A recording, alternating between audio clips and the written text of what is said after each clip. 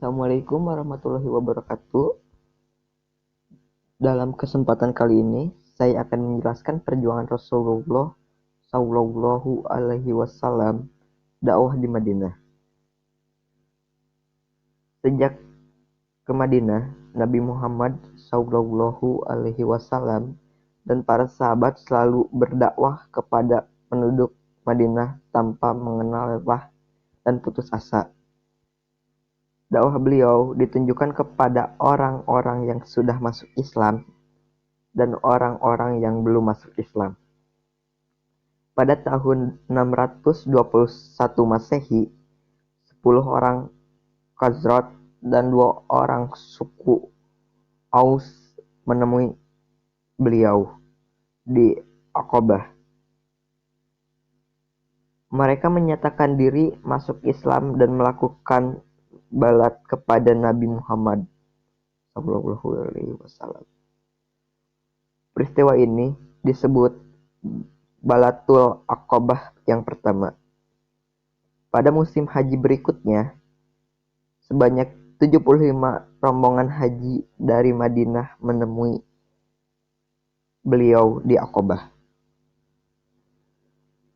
Mereka mengajak beliau hijrah ke Madinah. Pada waktu itu terjadi Balatul Aqabah yang kedua. Setelah Balatul Aqabah yang kedua ini, beliau mengizinkan kaum muslimin melakukan hijrah ke Madinah.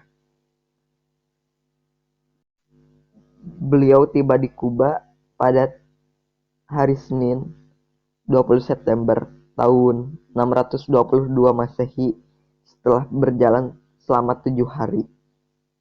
Di tempat ini, beliau menetap selama 4 hari. Beliau juga membangun sebuah masjid yang diberi nama Masjid Kuba. Selanjutnya, beliau memanggil istrinya, saudara, kedua putrinya, dan Fatimah melalui anak angkatnya, Zalid.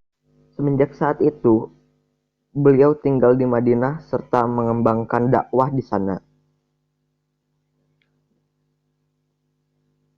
Beliau diutus Allah Subhanahu wa Ta'ala untuk seluruh umat manusia, bukan hanya untuk orang Arab saja.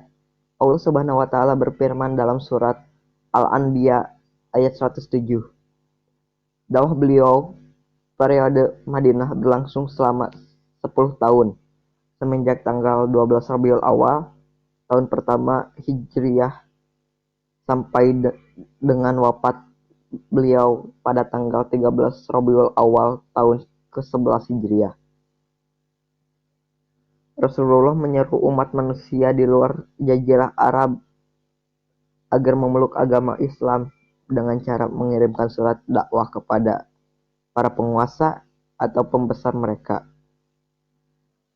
Hambatan dan rintangan dakwah beliau selama di Madinah yakni kaum mu'afik menyakiti Rasulullah SAW, orang Yahudi menyakiti kaum muslimin, orang-orang Arab Baduy terhadap Islam, dan tuduhan terhadap Aisyah. Tujuan beliau melakukan peperangan yakni membela diri, kehormatan, dan harta, menjamin kelancaran dakwah, dan lain-lain. Contoh peperangan seperti Perang Badar, Perang Uhud, dan Perang Ahzab. Substansi dakwah beliau yakni mendirikan pemerintahan dan masyarakat Islam, menerapkan hukum-hukum Islam secara kafah, dan lain-lain. Strateginya yakni membangun masjid, mempersaudarakan kaum Ansor dan Muhajirin, dan menyusun undang-undang. Sekian dari kami kelompok 3 yang beranggotakan Fauji, Laisa, Medi, Taka, dan Rinaldi. Terima kasih atas perhatiannya. Wassalamualaikum warahmatullahi wabarakatuh.